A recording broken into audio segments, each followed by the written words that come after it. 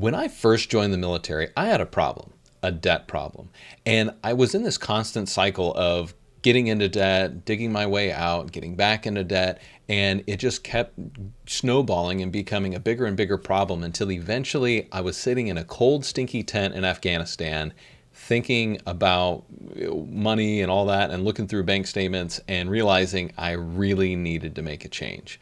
And so in this video, I'm going to talk about my whole journey from, kind of where I was, like, putting rent on a credit card at one point in time, and then getting into debt again. And whenever I was actually debt free for a moment after my first deployment, and then going back through how we ended up where we were, and then the process to go through and start getting educated on money, then working to pay down debt, and that whole journey. And then we'll talk a little bit about the things that I think that I did really well, or that we did really well, some of the things that I wish maybe we would have done a little bit differently or done a little bit better, and then how I think that can be used and applied for anybody else.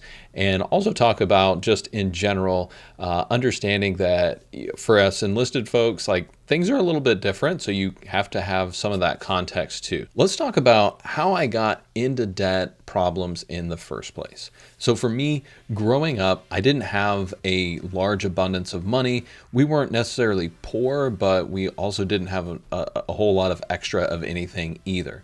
And so growing up, like, I just learned that if you wanted something big, you wanted something nice, you just went to the bank, you got a loan, and then you just paid it off. And that was just what I thought was normal. And so I just continued that. And when I joined the military, I had a steady paycheck, and there's actually a ton of people that really want you to finance with them. And I fell into that trap, like, all the way. Whenever I left for Iraq, I think I had 5 or 6 credit cards maxed. I had a Max Star card, all that. Like, we literally went to Best Buy. I wanted a laptop to take with me, and we literally went to Best Buy. My wife and I both filled out the application. I got approved for like $800. I think hers got denied. I can't remember. And so I was like, okay, well, I can buy an $800 laptop today. And so I literally applied and maxed the credit card the exact same day. And that was just kind of how I did things. And, like, I just had this mentality of, like, okay, well, I just have to make the payment. As long as I can make the payment, it's all good.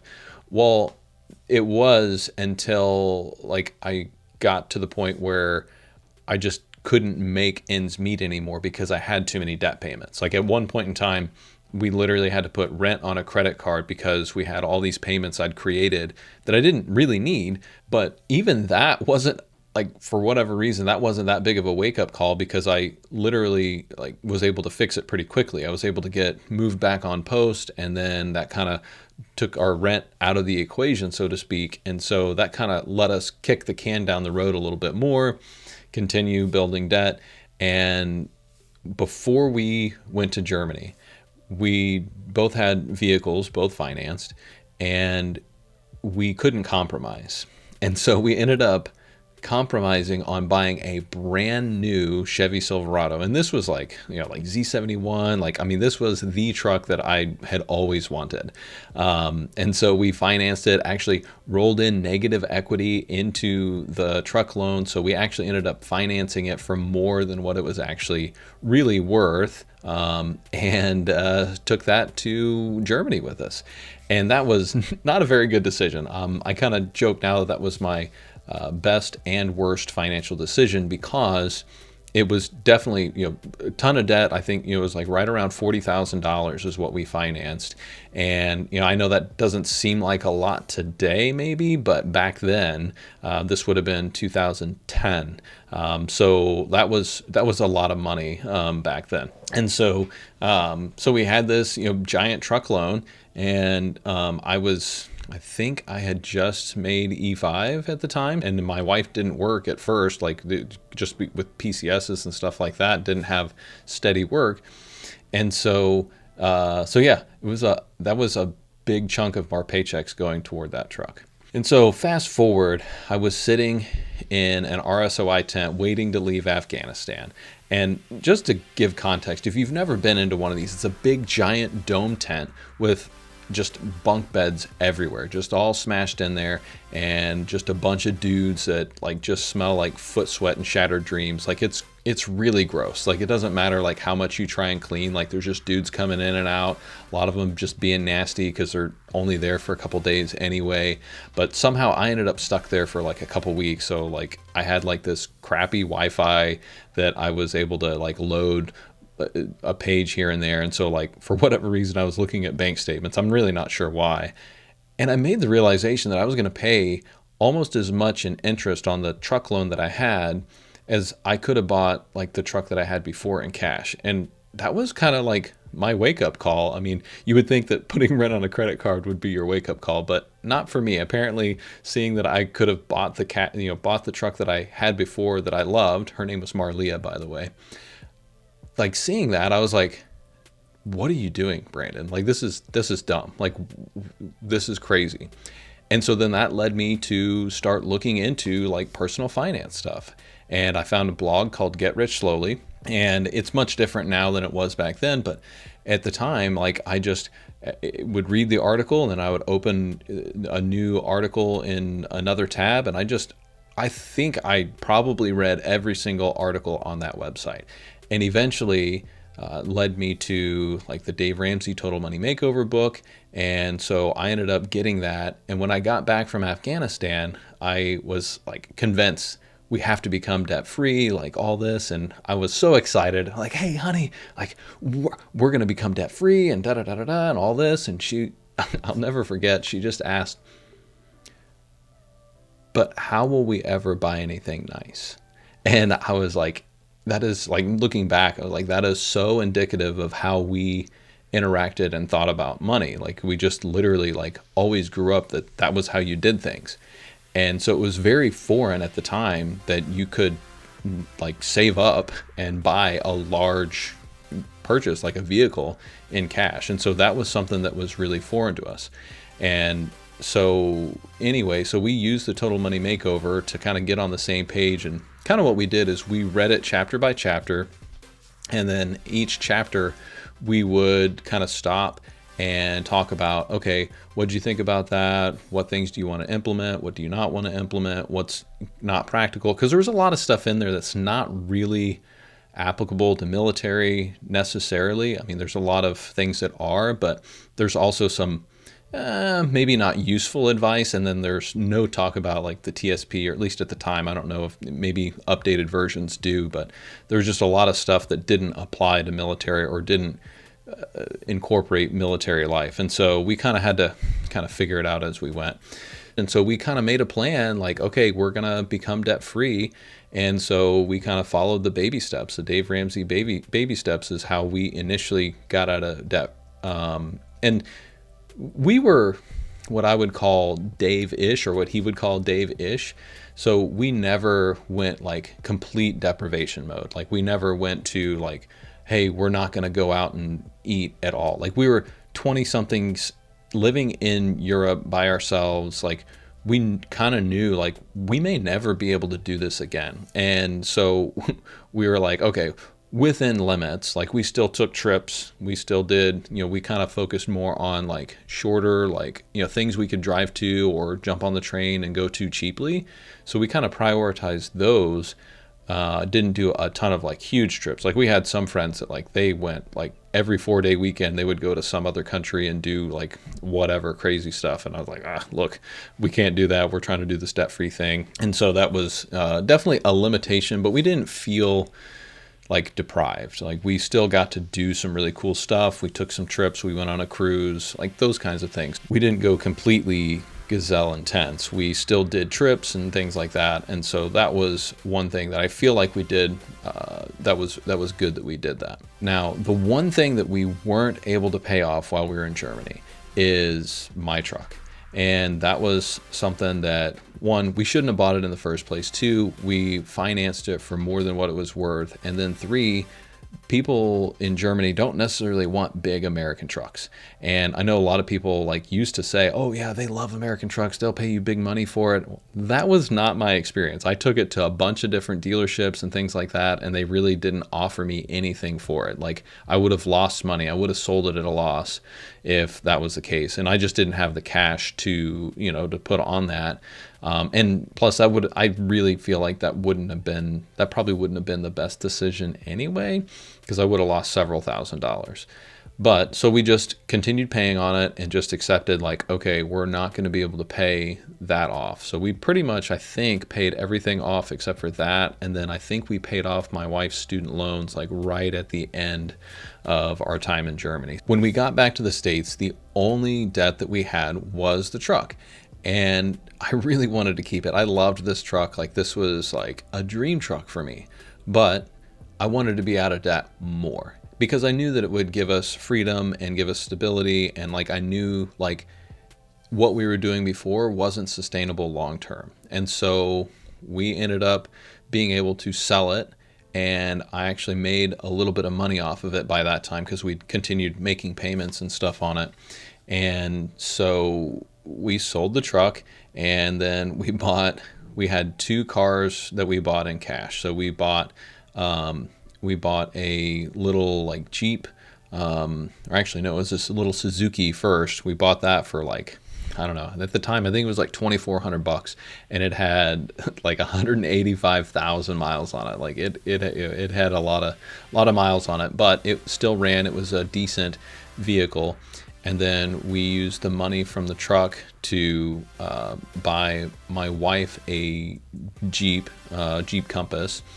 And then shortly thereafter, we actually figured out that if we bought another vehicle within a certain time frame, we could use the cost of the truck we had before and not have to pay any sales tax on another vehicle. So we actually ended up getting rid of the Suzuki and then having a little bit more cash on top of that we used to buy me another truck. Much older truck. It had 125,000 miles on it.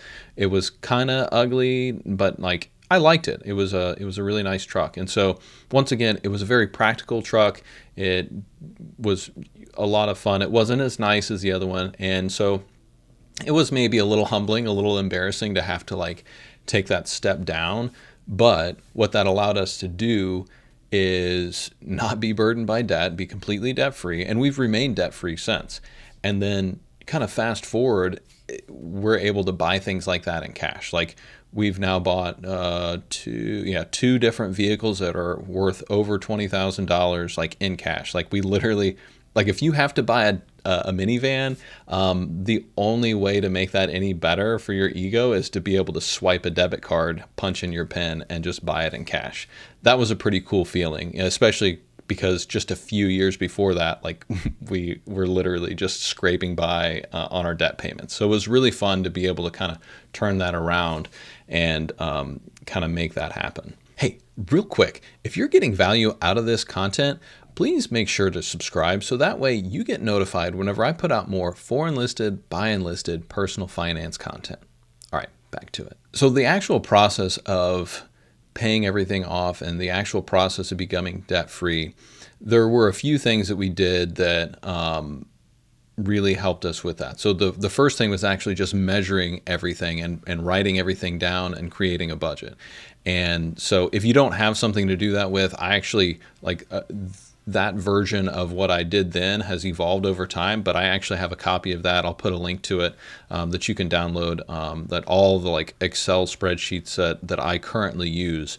And so what we did is we just put everything down, marked everything down, calculated our net worth, and then just said, okay, cool, we've got a negative net worth.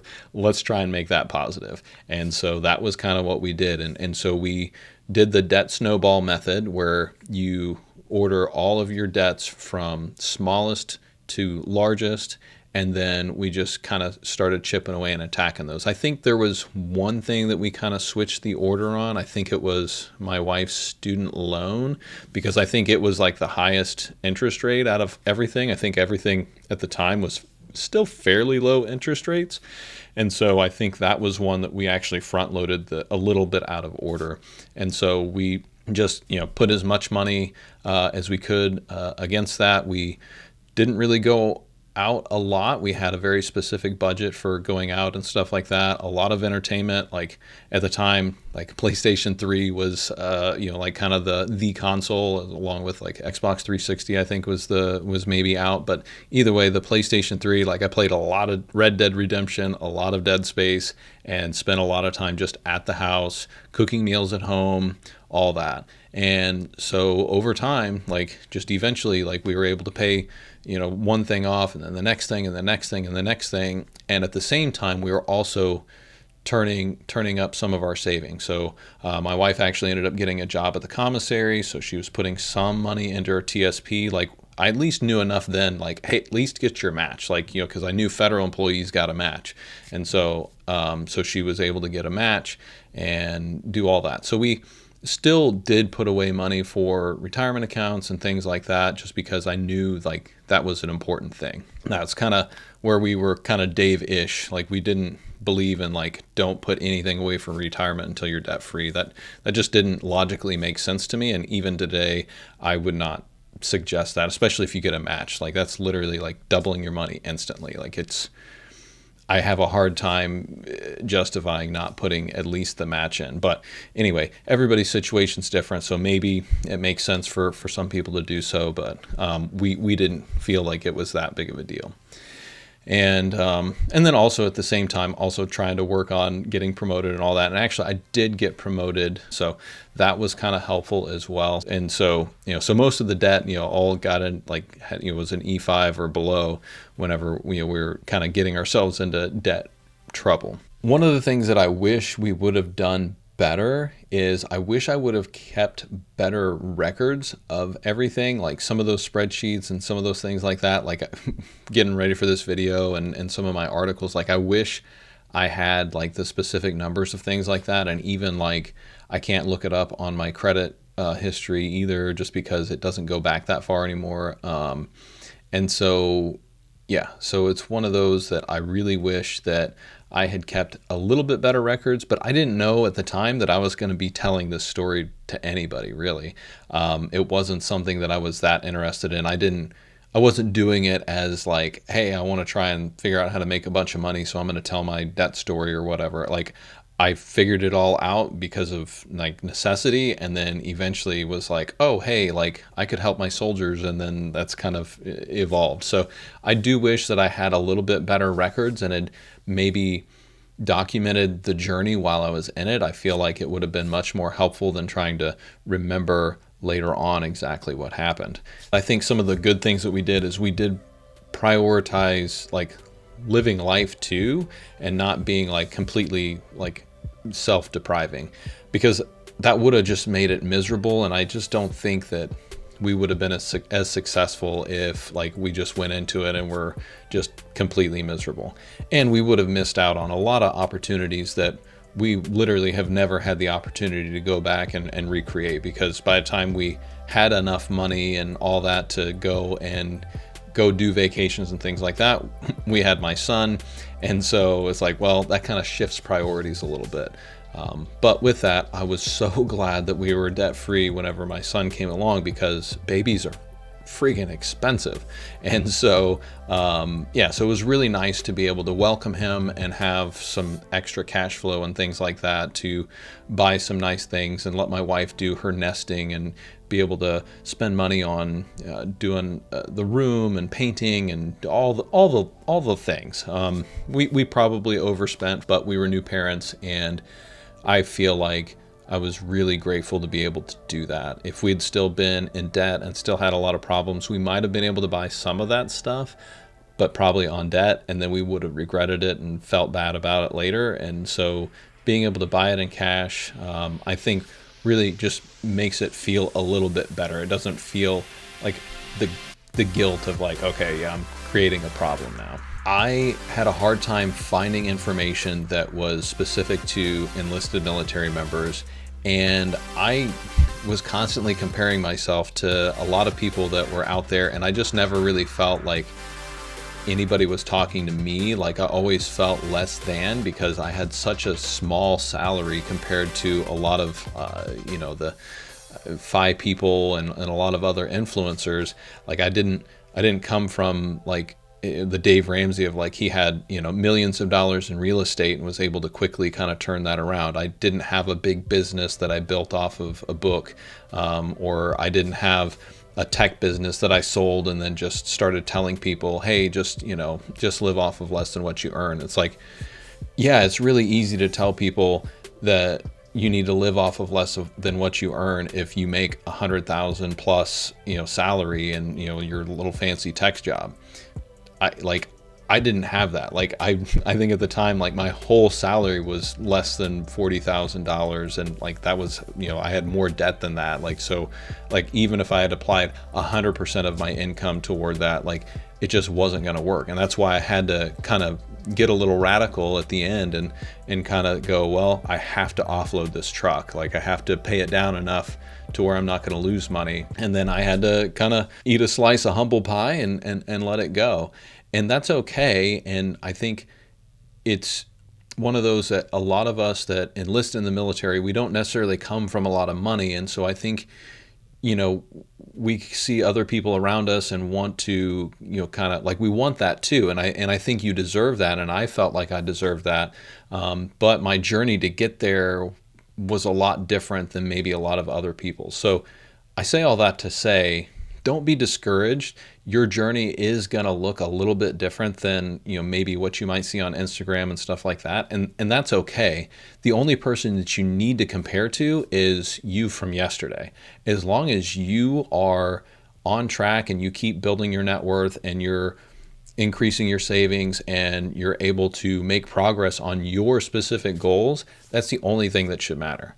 And if you don't like where you're at, then you can always make adjustments. But it does take time. And if you're swimming in debt or you've got a big debt problem or something like that, just remember that probably didn't occur overnight. At least for me, it took years for me to end up in that problem. Like I had basically started digging a hole of debt and overfinancing for many, many years leading up to that kind of epiphany moment in Afghanistan of like, what are you doing?